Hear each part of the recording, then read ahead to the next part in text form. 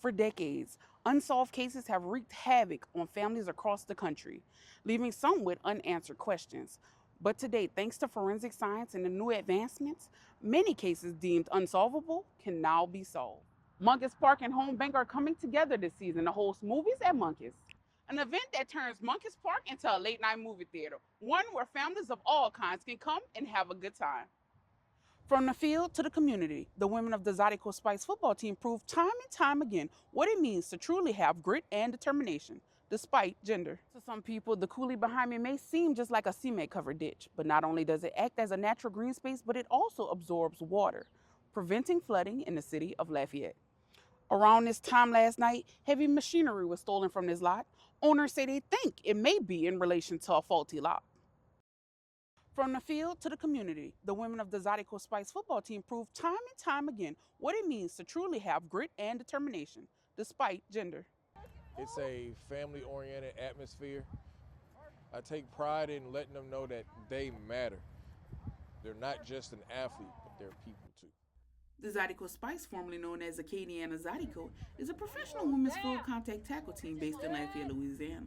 They are a part of the largest women's professional league, the Women's Football Alliance, consisting of 56 teams throughout the country. Daryl Brown, the head coach of the team, says the Zydeco Spice are unique. They're doing something that never has been done before, and that's women tackle football. There are rarely any professional teams. With one win in 2016, Coach Brown hopes for a change. And I want us to win the championship. I want us to win the division. Most importantly, I just want us to win overall. Coming out with a record of 1-5 last season, Ann Stews, the quarterback of the team, came out of retirement to make her mark this year. I want to do well because my team depends on me. So it's made me work a little harder to be better at what I can do. She is also on the field for another equally personal reason. I came back to play this year because I lost a good friend to suicide. So really I'm playing for her and try to get the word out about suicide prevention. Destiney Sutton, Acadiana News 1. In the world today, the decision to become an officer is often rooted in the desire to protect and serve. But for African American officers, that decision is rooted in multiple layers of complexity. On June 5th, 1953, Johnny Mitchell and James Bennett became the first African American officers in the history of Lafayette Police Department. Major Michael Brown of the Lafayette Police Department says he would dream of being an officer.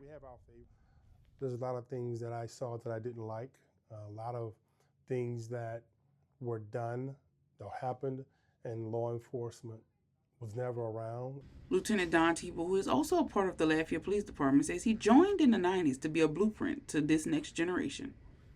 I'm hoping that I can make, as a black male, that I can make it easy for somebody else that's coming underneath me, that they can see that this is a profession that, as an African American male, that you can go into and that you can compete as well as any of your counterparts.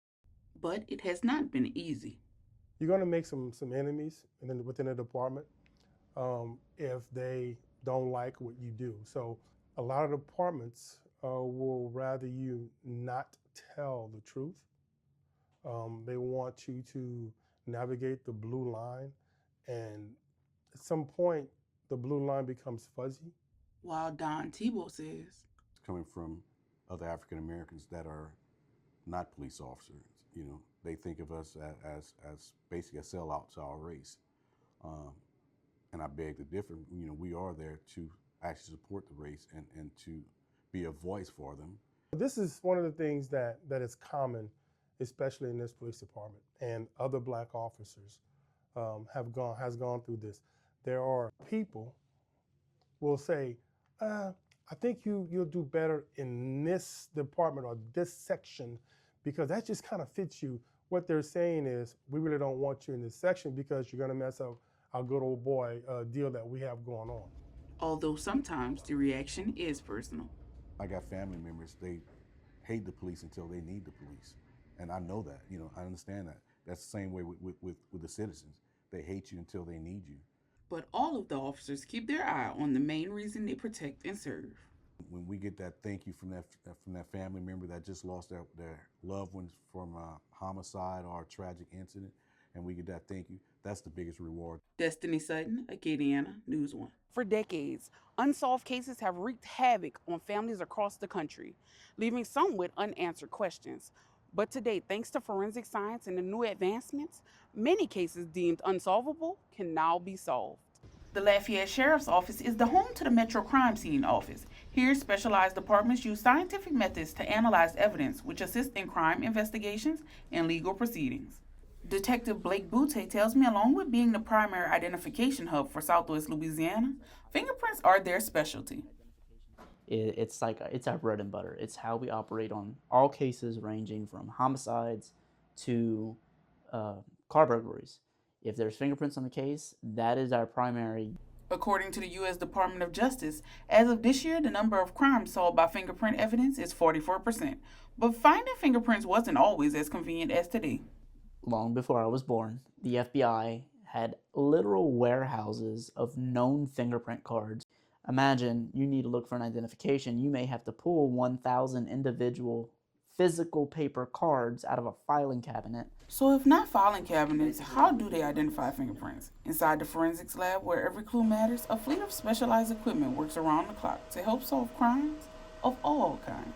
Here at the Metro Crime Scene Office, that includes an air chamber, a DFO oven, ballistics IQ, alternate lighting sources, but most important, As AFIS, or the Automated Fingerprint Identification System. However, it's all one unified system.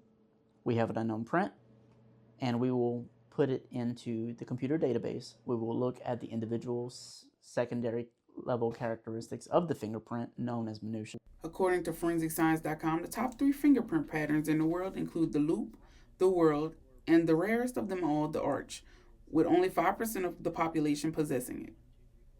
In the end, Butte tells me his only hope is that people see the truth behind the work their department does and not fall prey to the CSI effect. People that watch true crime or crime-related dramas, forensic shows, they have a perceived realism of how they believe the criminal justice system and criminal forensics actually works. There's potential that it may be making its way into the courtroom as a form of bias. Destiney Sutton, Acadiana, News One.